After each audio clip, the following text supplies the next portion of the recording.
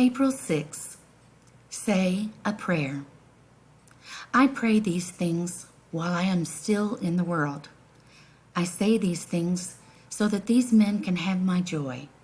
I want them to have all of my joy.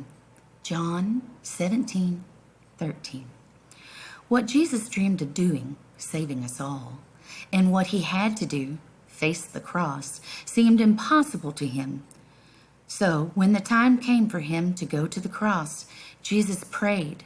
He prayed for the impossible to happen, that the cross would not be necessary. The lesson here for us, though, is that Jesus prayed. When it seemed that the world had turned against him, he prayed.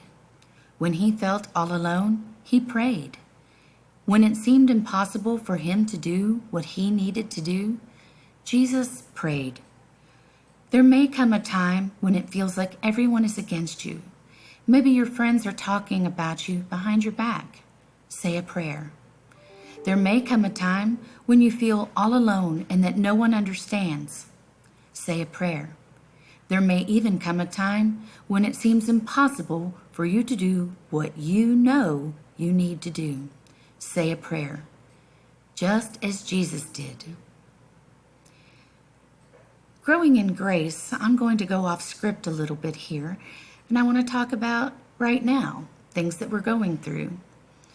When we may feel down or upset or worried about getting back to school, this is a good time to say a prayer.